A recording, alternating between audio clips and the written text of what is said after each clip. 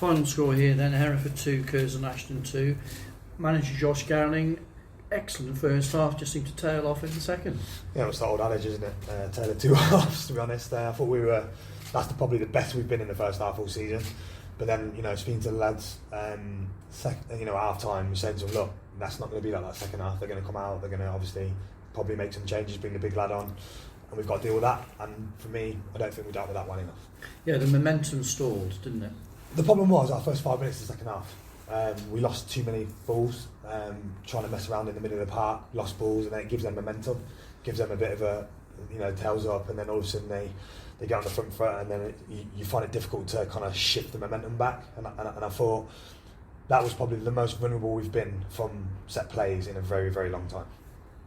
It was a very enterprising first half. We knew that Curzon were energetic and enthusiastic themselves, but in terms of value for money, doesn't really affect you as a manager, but value for money, everybody went out of there today, I'd have thought, out of Bedford Street thinking, well, I couldn't have asked for a lot more today.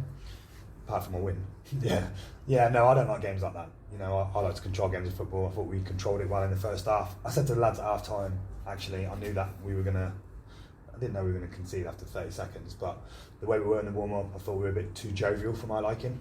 And then obviously they go and concede a goal after 30 seconds because we switch off on it and they score 3 headers. So I'm not happy about that. And then obviously we've scored the second goal. I think Dan Smith's headed it in. But that summed us up from set plays today. I thought we missed Skip. I thought we missed Luke's aerial presence in there. And, and you can see the difference. I think second half at times we got picked off where, I wanted us to be a bit more solid and, get in our shape and, kind of counter on them a little bit. But we still got in good areas in the second half, but we were a bit wasteful. A word for Levi Andu, man of the match today. I thought he fully deserved it. Yeah, especially first half. He set 2 goals up. He's powerful. He gets forward well. He's got an eye for a pass as well. So he was excellent today. And obviously coming in at half time, he was absolutely buzzing to get 2 assists because he's been moved around a bit, left back, centre half, right back. So no, he was brilliant today. And another, probably the most spectacular save I've seen for years. Brandon Horn kept you in it towards the end. But that's what you need, don't you? At the start of the season, that goes in the back of the net. We lose a game 3-2. So it's good that when he's called upon, he's there. I thought we could have helped him more today with the set plays because I thought they ringed him. And for me, our centre halves or midfielders who are over there got to push him out to give him a bit of space to be able to come and deal with things. So, but no, Brandon's been brilliant. His kicking was good today, and like you say, he was there when we needed him. You look very enterprising, as I say, in the first half. Do you think a little bit of momentum's lost because of a draw today? You could have been in the playoff positions with a win today.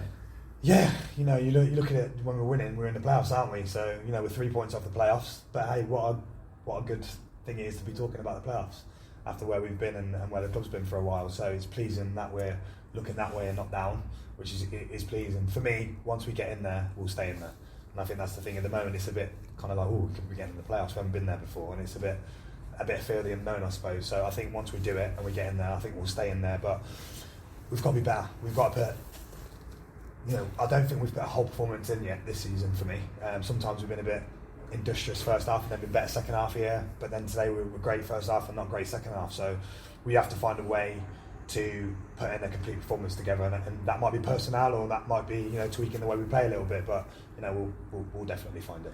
How much of a marker do you think the next month will be? Because it's not just the likes of Kidderminster, Gloucester have turning fortunes there, you can play them as well, then Brackley and Gateshead, so they're all teams that are pushing up there, so a real test for you as a squad. Yeah, I mean we've played pretty much everyone anyway, haven't we? I think the only teams we haven't played are Gateshead and Brackley, I think. So, but we've played pretty much everyone else, and I think we've matched everyone. To be fair to these, they are 4th in the form table away from home. So they're a very good side. You can see they tweak things in the second half, and you can see the squad they've got. They're a good side.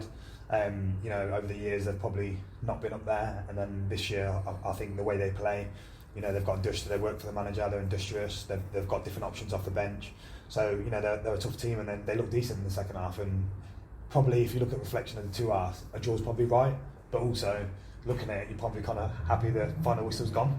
So, but no, it's going to be a tough Christmas period, but we're going to get our points targets, what we expect, and we're not scared of anyone. We're not scared of Kiddie, Gloucester, whoever it is, Gateshead, Brackley. We're not scared of any of them, and we expect to go and get results. Because obviously festive double against the Harriers, and they are flying at the moment. don't really care about them, to be honest.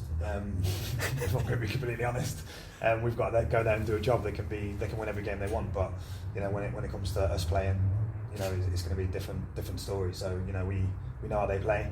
We're going to watch them. I'm sure they've watched us a lot, and you know, we're going to go there fighting and wanting to get 3 points.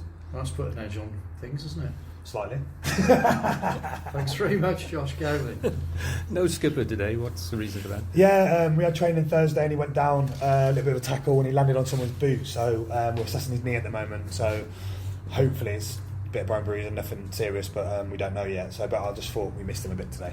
And you still haven't got a game next Saturday, obviously. Yeah. You're going to have a friendly or what? We don't know yet.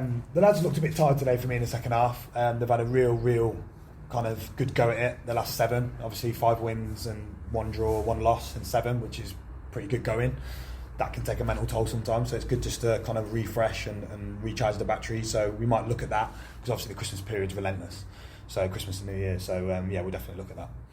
Have you got a new goalkeeper? Or is it on the under 18s? He's one of the under 18s, yeah. Yeah, no, like I said, you know, we're very much at the football club now looking at bringing the next generation of lads through. Obviously, we've had Ryan in and a few of the other boys in during the first team games, and you know, we want to get him out there to get a feel for what it's like to be here. And so he warmed up the keeper, Brandon, and then he finishes with a bit of shot stopping against the boys. And Nika, is he still around the club? At the moment, obviously, finances wise, we couldn't have 2 keepers, so.